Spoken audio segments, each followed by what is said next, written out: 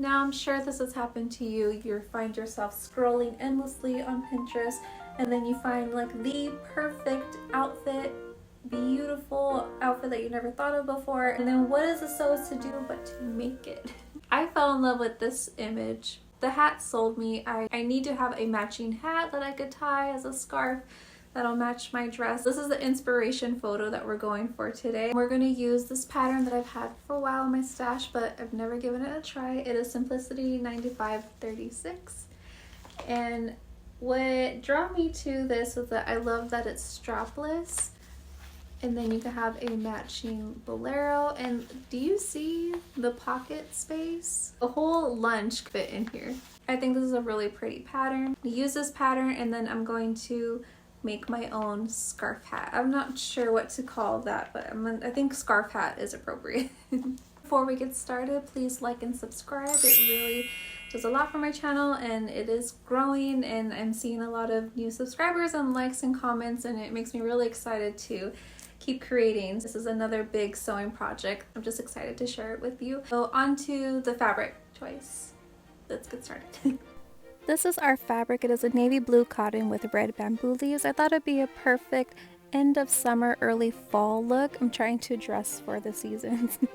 And I started out cutting out the pattern. Cutting out the pattern is very tedious for me. I feel like it deserves one full day of getting that accomplished. It's definitely not my favorite thing to do. But at least you only have to cut it out once and then you can reuse the pattern pieces.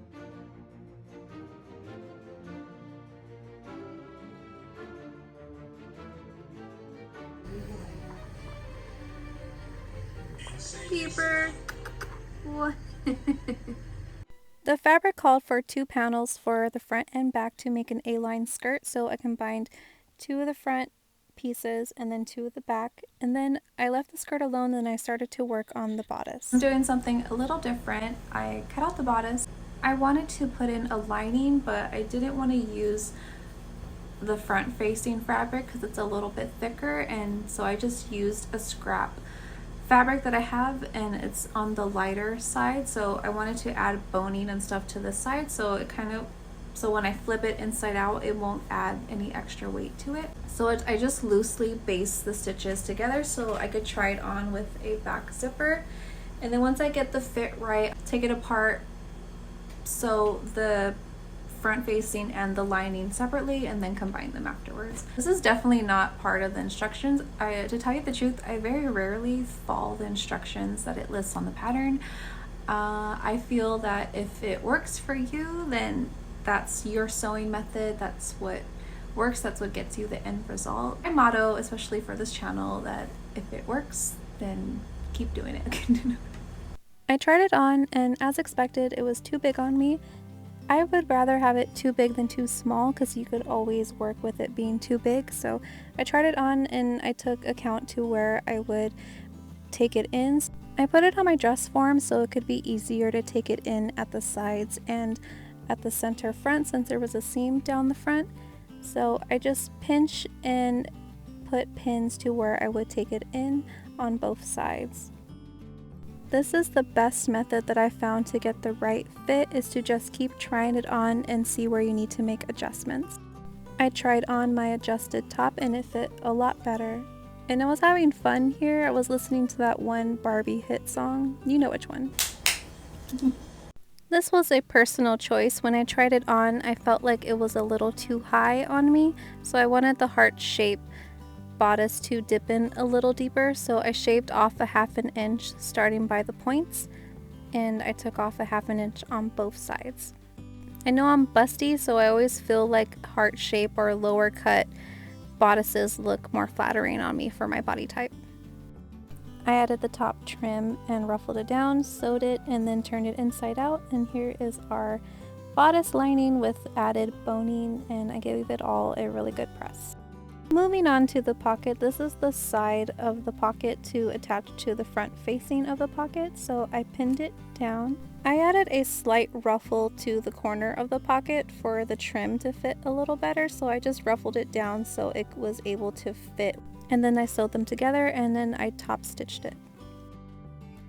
and this is the lap that goes on top of it, and I wanted to break up the pattern a little bit, so I added a solid red trim, so that would be the front facing, and then the pattern is going to be the lining.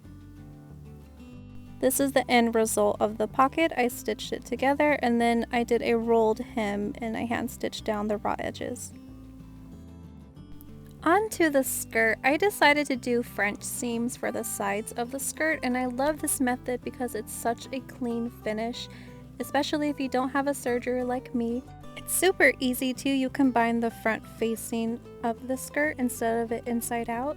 So you combine the front pieces, and then I always do a 1/2 inch seam allowance, so you want to do half of a seam allowance. So you would do 1/4 seam allowance, and then you trim it and then flip it inside out, but I'll show you. I was always very intimidated to do French seams until I watched a tutorial, so I would recommend watching a couple tutorials and give it a try. I feel like you're going to reach for this method more often if you're more comfortable with doing it. So once you've done your 1/4 seam allowance, you want to trim it down close to the seam, but not, of course, don't go towards the seam, just very, very close to the seam. You turn that inside out, pin it down, and then sew another 1/4 inch, and you'll notice all the raw edges are hidden and you have a nice clean finish. Here are the pockets pinned to the skirt, and I completely forgot to try on the skirt, and of course it's way too big. I kind of don't know what to do from here. I think I might add some ruffles along here and maybe a little in the back of the skirt. That way the skirt could look a little more voluminous. I don't know, it kind of looks like the pockets are a little too tight to the sides. I would like more like volume. I don't know, I'm gonna do one side and then we'll see. I just put in a little string to pull the ruffle, and not as ruffly as I thought. So just taking in a little bit. I'm liking it better.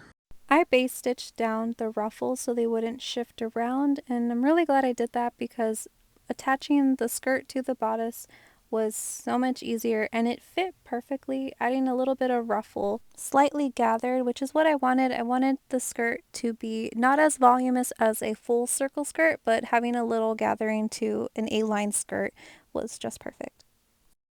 For the bolero, I attached the lining and then I did a blind hem for the raw edges, and can't really see it. I mean, if you look terribly close, you can, but overall it's going to be invisible while I wear it. And so from here, I'm going to do a French seam and then add a cuff, and then it's the same pattern, and so that will be visible. So here's the dress and the bolero jacket on my dress form, and this went so fast. I was just in the zone doing mostly hand stitching the lining that I completely forgot about filming the process, but I'll make sure I'll do another one so I could film it. I put the same fabric for the skirt on the cuff, and then this is a faux button, so I just sewed this to the top and then it's connected with snaps. And then you can see a peek of the lining. So cute. So from here, all I have to do is put in the zipper and then hem it. And then I was thinking, oh, I'm almost done with this outfit, but I completely forgot about the hat. Like, the hat was inspired to do this project. So let me show you what I bought. I bought it on Amazon, and I thought it looked similar to our inspo pictures. So what I'm gonna do is make a little scarf and then maybe top stitch it down to the corners here, and then that way I could be able to tie it and then, you know, have the fabric connected. Please forgive my no makeup face. I did a little scarf and I pinned it to the top of our hat, and just to try it on to see if I liked the placement, and I felt a little silly trying it on with my gym clothes. I hand stitched down the fabric and I made a little dame label for the inside of the hat. It kind of reminded me of my dad when he would write my name in marker on my backpack and shoes, and I feel like this is a fancier way of doing that. I'm gonna do it more often. We are now done. Finally, outfit reveal.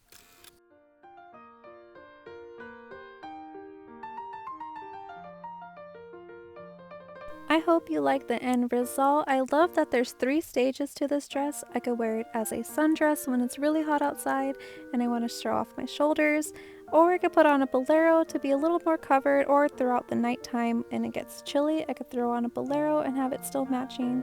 And when it's really hot outside, I plan on wearing my scarf hat. It was so gloomy to this day, but just pretend there's sun outside. For next time, I'm gonna pick a lighter weight fabric. I think it would be easier to tie as a scarf with the hat, and then Peeper's got a matching scarf. Thank you so much for watching. I'll see you guys in the next one. Bye!